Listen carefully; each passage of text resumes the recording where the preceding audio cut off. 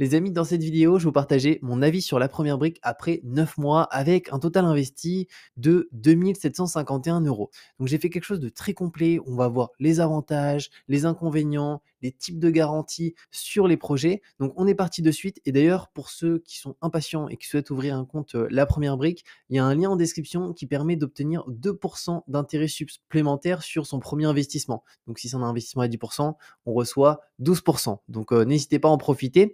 Donc, on commence par les types de projets, ensuite les avantages, les inconvénients, les types de garanties sur les projets et ensuite, vraiment, on va être spécifique sur la première brique, directement.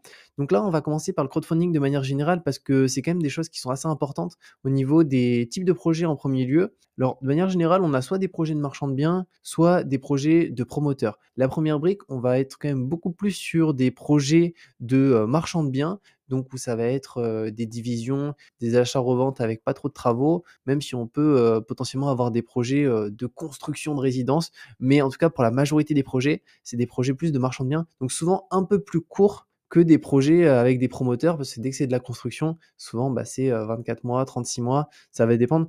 Donc on a beaucoup plus de projets, on va dire, de marchands de biens. Ensuite, les avantages et les inconvénients. Donc ça, c'est par rapport au crowdfunding de manière générale, pas forcément à la première brique, mais à toutes les plateformes, Clubfunding, Riser, la première brique.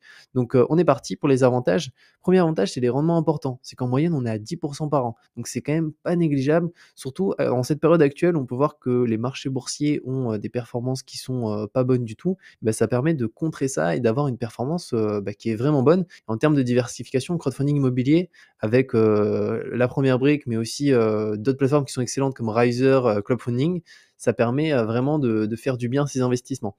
Ensuite, la diversification importante, donc à la fois au niveau du type de projet et aussi au niveau de la situation géographique. Parce qu'on va avoir des projets qui vont être situés dans le sud, d'autres dans le nord, et à l'inverse, pareil, la typologie des projets qui vont être réalisés, bah, ça peut être un immeuble, une maison ou n'importe même un local commercial. Donc c'est assez diversifié à ce niveau-là. Maintenant, on passe aux inconvénients parce que rien n'est parfait. Alors les inconvénients, c'est que l'argent, il est bloqué pour la durée du projet. Donc entre parenthèses, 3 mois, 6 mois, 12 mois, 24 mois, 36 mois, 48 mois. Donc là, ça va dépendre encore une fois du projet. Si on est sur un projet de division assez simple, bah, ça peut être potentiellement 3, 6 mois, 12 mois. Si c'est un projet de construction, ça peut prendre même 4 ans. Après, sur la première brique, on est quand même sur des projets qui sont assez courts de manière générale. Moi, j'en ai pas vu des projets de 48 mois, même 36 mois. En général, c'est entre 6 mois et 1 an et demi, 2 ans, donc c'est quand même assez court et ça, c'est un avantage. Par contre, voilà, l'argent, il est bloqué pour la durée du projet, donc il y a pas moyen de vendre sa position comme en bourse. Non, il faudra attendre la fin du projet pour pouvoir récupérer ses fonds, plus les intérêts. Ensuite, le temps pour analyser les projets. C'est que, bah, là, pareil, il va falloir analyser les projets parce que, bah, il y en a certains qui peuvent être plus intéressants, que d'autres parce que, si on souhaite bien faire les choses et se dire: «Ah bah, tiens, ce projet-là, il y a de bonnes garanties derrière, ça m'intéresse», bah, on est obligé de l'analyser. Sinon, on investit sur tout et c'est pas forcément la meilleure chose. Le mieux, c'est d'analyser chacun des projets. Et ensuite, c'est que c'est pas entièrement passif. C'est que, bah, vu qu'il faut analyser les projets et bah, globalement, ça prend un petit peu de temps. Donc, ça peut prendre, voilà, 5 minutes, de regarder un petit peu les types de garanties, voir un petit peu, ce que ça donne, la durée du projet, le rendement, est-ce qu'il est intéressant ou pas, et cetera. Maintenant, du coup, les types de garanties sur les projets. Alors ça, en fait, c'est vraiment, je trouve, l'élément le plus important en crowdfunding immobilier.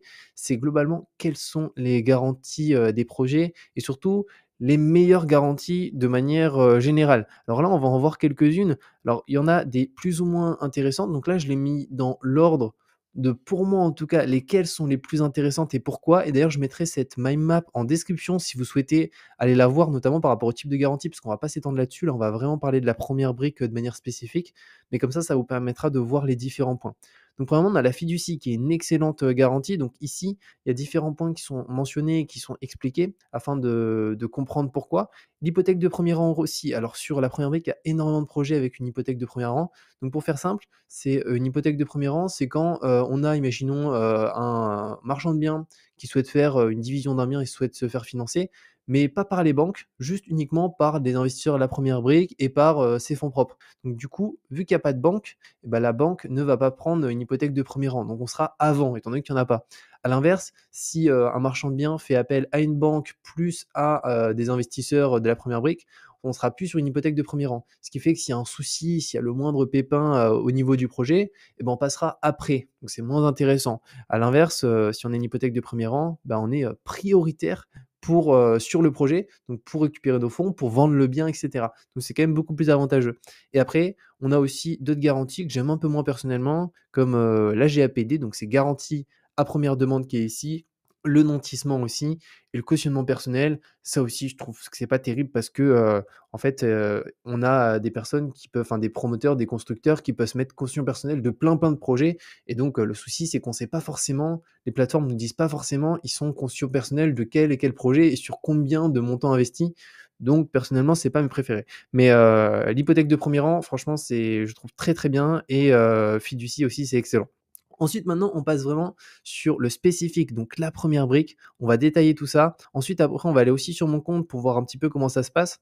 Donc, on commence par différents points, avantages, inconvénients et les projets sur lesquels j'ai investi. Donc, on va détailler petit à petit ce qu'on a à l'intérieur. Alors, premièrement, aucun défaut depuis 2019. Donc ça, c'est quand même un gros avantage, c'est qu'il y a pas eu de défaut pour le moment. Donc, sur 190 projets, et ben, on n'a pas eu de défaut. Alors les défauts, faut faire attention, c'est que ça peut être 2 types de défauts. On a potentiellement les retards et après on a surtout les défauts qui sont pour moi des réels défauts, c'est-à-dire des pertes en capital où, le projet, bah, il n'a pas été remboursé. Donc pour ça, il suffit d'aller sur la plateforme. Alors toutes les bonnes plateformes l'indiquent. Si la plateforme sur laquelle vous souhaitez investir n'indique pas, les performances, c'est que, il faut pas y aller tout simplement. Donc ici, on a quelques indications, mais souvent c'est dans le footer tout en bas, on doit avoir un truc, qui est alors investir, nous contacter, nos garanties, mention légale, indicateur de performance. Voilà, c'est juste ici. Donc là, on clique et là, on va accéder à toutes les données. Donc, je vais essayer de zoomer pour qu'on puisse voir un tout petit peu plus clair juste ici. Alors dernière mise à jour, on peut voir que ça a été mis à jour, fin 2022, donc le 22 décembre et ici du coup, on peut voir le nombre de projets réalisés en 2022, en 2021, en 2020, en 2019. Donc on peut voir que ça monte en puissance, hein, la première brique. C'est qu'on était sur 7 projets en 2019, 11 en 2020, 75 en 2021 et en 2022, 152, donc ça a plus que doublé. Donc ça, c'est quand même hyper bien, c'est que la plateforme se développe, il y a de plus en plus de projets. Il y a aussi de plus en plus d'investisseurs, donc il y a aussi des avantages et des inconvénients par rapport à ça qu'on va voir après. Donc au total, on a eu 245, projets juste, ici. Ensuite, on a la partie remboursement. Donc là, on peut voir, le capital remboursé, donc un peu plus de 13 millions. On a globalement la part du capital remboursé, donc presque 60. Après, remboursé intégralement, donc on en a 66, on peut voir juste ici au total, qui ont été remboursés. Là, on a le suivi et un petit peu plus bas, là, c'est vraiment ce qui va nous intéresser, c'est les retards de 0 à 6 mois, les retards de plus de 6 mois et les pertes définitives. Alors tout d'abord, quand c'est en retard, on perçoit quand même les intérêts. C'est-à-dire que si on est sur du 10 par an sur un projet et qu'imaginons il a 6 mois de retard, on va quand même percevoir, nos intérêts sur les 6 mois. Donc, ça, c'est quand même, une bonne chose. Par contre, si, jamais, bah, il y a de gros soucis et que le promoteur ou, le constructeur n'arrive pas à rembourser, ça peut être une perte en capital et c'est pour ça que c'est important quand même d'avoir des bonnes garanties. Comme ça, s'il y a le moindre souci et ben, on peut potentiellement récupérer, une partie des fonds, voire même la totalité des fonds. Donc ici, on peut voir qu'au niveau des retards de 0 à 6 mois, on en a 2 sur un total de 245 projets, ce qui est assez faible. Ensuite, retard de plus de 6 mois, on en a un sur 245 projets, ce qui est extrêmement faible et perte définitive 0. Donc c'est quand même, super bien. Ça veut pas dire que plus tard, il y aura jamais, un défaut, mais les projets, du coup, sont quand même très bien analysés parce qu'on est sur, des taux de retard qui sont extrêmement faibles. Donc ça, c'est, super bien et après aussi, on a quelques informations, ici, donc je vous inviterai, à aller voir avec le nombre de projets financés, voilà, par trimestre, les taux de défaut juste ici, donc là, on peut voir que tout est à 0 et voilà par rapport à ça. Donc ça, c'est le premier élément qui est selon moi le plus important concernant la première brique, c'est que, l'analyse des dossiers, des promoteurs, des constructeurs visiblement est hyper bien faite, hyper cadrée et ce qui a permis jusqu'à aujourd'hui d'avoir aucun défaut et au niveau des retards, 3 retards sur, plus de 250 projets. Ensuite, deuxième avantage, la possibilité d'investir dès 1 €. C'est-à-dire que c'est accessible vraiment à tous parce qu'il y a des plateformes qui sont, bah, accessibles pas à tout le monde où c'est à partir de 1 000 €. Donc là, 1 € vraiment ça rend, le crowdfunding immobilier avec une très bonne plateforme accessible à tous. Ensuite, la durée des projets, 6-24 mois. Alors je le mets vraiment en avantage parce que ça permet de récupérer ses fonds assez rapidement. Donc vu que c'est des projets majoritairement de marchands de biens, bah, c'est assez rapide. Quand c'est que de la construction, souvent c'est beaucoup plus long, donc ça c'est très, très cool. Le rendement, c'est en moyenne 10. Alors il y a des projets qui sont plus élevés à 11. Typiquement aujourd'hui, il y a un projet qui arrive, si je vais juste là, alors est-ce que je vais pouvoir le voir? Ouais, projet à venir, Le Vallon, on peut voir celui-ci, il est à 11. Donc ça va dépendre des projets encore une fois, mais en moyenne, on est autour des 10, on va dire. Ensuite, c'est une plateforme française agréée par l'autorité, des marchés financiers ici. Beaucoup de projets avec de l'hypothèque de premier rang, donc ça, on l'a vu, c'est une garantie qui est très, très intéressante parce que ça permet, s'il y a le moindre souci, de pouvoir récupérer le bien et le vendre en étant prioritaire, donc ça, c'est très, très cool. Bonus de 2 sur le premier investissement avec le lien en description. Donc ça, pareil, imaginons si le projet il est à 11, bah, du coup, on perçoit 13.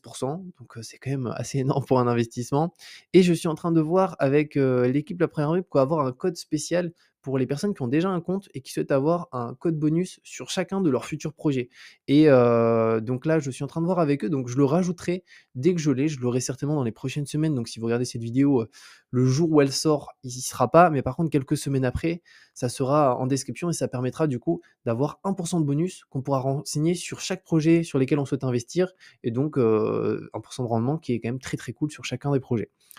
Ensuite, le service client. Alors ça aussi, c'est un gros point positif, c'est que, bah, du coup, c'est une entreprise française, donc on a un service client qui est français et ils sont très accessibles et disponibles. Donc si on a la moindre question par rapport à un projet ou même de manière générale par rapport à quelque chose en lien avec le crowdfunding, les garanties et cetera, et ben, on a un service client qui est vraiment, présent, donc ça, c'est très, très bien et aussi un des gros points forts, c'est le suivi des projets par mail. C'est-à-dire que dès qu'on a investi sur un projet, on va avoir des mails qui vont nous être envoyés pour nous tenir au courant. Ah ben tiens, là on a une partie, imaginons, du projet qui a été commercialisé, il y a 50 qui a été commercialisé. Ah ben tiens, là on vous a déjà remboursé, la moitié du prêt bien, bien en avance parce qu'au final, bah, ça s'est, vendu beaucoup plus tôt.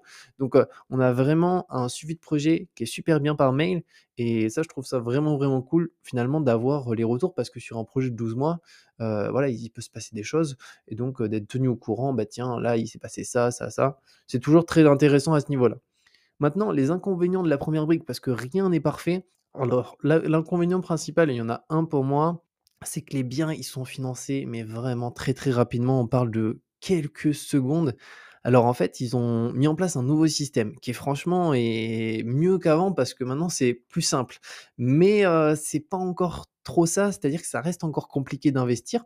C'est qu'en fait, on fait partie d'un groupe, donc il y a le groupe, 1, groupe 2, alors moi je suis et groupe 3. Groupe 3, c'est quand on n'a jamais investi sur la plateforme. Donc globalement, on est prioritaire sur le premier investissement. Alors prioritaire ne veut pas dire qu'on va forcément réussir à investir. Ça veut dire qu'on va avoir quelques secondes d'avance lorsque un projet va sortir. Imaginons, on a ce projet, qui est là, on peut voir qu'il sort dans 46 minutes et 11 secondes. À 0,000, on va être prioritaire en groupe 3 et potentiellement le groupe 2, eux, ils vont avoir, quelques secondes de retard juste après et le groupe 1 encore plus, quelques secondes de retard. Donc ça facilite cette partie-là, mais je trouve que ça reste encore compliqué d'investir parce qu'après, la plateforme commence à se faire de plus en plus connaître, elle est de plus en plus grosse aussi, donc bah, forcément, c'est assez compliqué. Par contre, ce qui est vachement bien, c'est que les collectes commencent à être de plus en plus importantes. Là, 421 000, c'est une grosse collecte quand même, alors que tout au début, moi, quand j'avais investi, il y avait pas mal de projets où c'était des collectes à 90 000, 110 000, donc là, ça partait vraiment, à la mini-seconde. Donc ça, c'est un des points négatifs que je pourrais dire de la première brique, mais en tout cas, ils font tout le nécessaire pour s'améliorer parce qu'il y a de plus en plus de projets, bah, qui sortent. Ils essayent, de d'améliorer les choses avec notamment cette partie-là de groupe qui, quand même, bah, permet aujourd'hui d'investir plus facilement que, il y a 9 mois. Même si, encore une fois, on peut encore améliorer, mais pour ça, ils essayent de mettre en place plus de projets, disponibles. Mais le truc, c'est qu'on peut pas sortir des projets tous les jours parce que, sinon, ça veut dire que souvent, il y a aussi des mauvais projets dedans. Donc vu qu'ils sont tous analysés les projets, bah, ils sortent des projets dès qu'ils peuvent et voilà. Mais en tout cas, voilà, c'est le petit point négatif que je dirais pour la première mix, c'est que ça part très rapidement. Après, clairement, si on veut, on peut investir, hein. Moi, je pense, sur la majorité et j'arrive à investir. Donc il y a pas trop de soucis à ce niveau-là. Par contre, voilà, il y a certains projets malheureusement, bah, des fois ça a pas marché parce qu'il y avait tellement de monde devant nous qu'on n'a pas réussi à investir. Après les projets sur lesquels j'ai investi, alors j'ai investi au total je crois sur 11 projets, Alors il y en a plusieurs en cours, je crois que j'en ai 9 parce qu'il y en a 2 qui avaient déjà été totalement remboursés. On peut aller voir ça dans le projet juste ici. Alors non, c'est peut-être pas ici, c'est peut-être ici. Je crois que j'en ai 9 en cours ou un truc comme ça. Oui, j'ai 9 en cours et j'ai investi sur un total de 11 projets, différents qui sont ici d'ailleurs, vous pouvez aller voir si vous le souhaitez et ouais, 2 remboursés et du coup, mon rendement moyen est de quasiment 11. Donc on voit qu'on a un rendement moyen qui est quand même assez, intéressant à ce niveau-là. Donc voilà par rapport à la première brique de manière, générale avec, ce que j'en pense au bout de 9 mois. Franchement, je pense que c'est ma meilleure plateforme, en tout cas de celles que j'ai pu tester en termes d'accessibilité, en termes de service client, en termes de rendement, en termes de qualité de projet. Donc je recommande franchement grandement la première brique pour ceux qui souhaitent se diversifier avec du crowdfunding, immobilier. Je vous mets d'ailleurs les amis les liens en description pour avoir, le code bonus de 2 lorsque, on fait son premier investissement et aussi, si je l'ai ou en tout cas je le mettrai au cours des prochaines semaines, le code pour avoir 1 sur, tous ces investissements une fois qu'on est déjà inscrit sur la plateforme et je vous dis à très bientôt pour de nouvelles vidéos.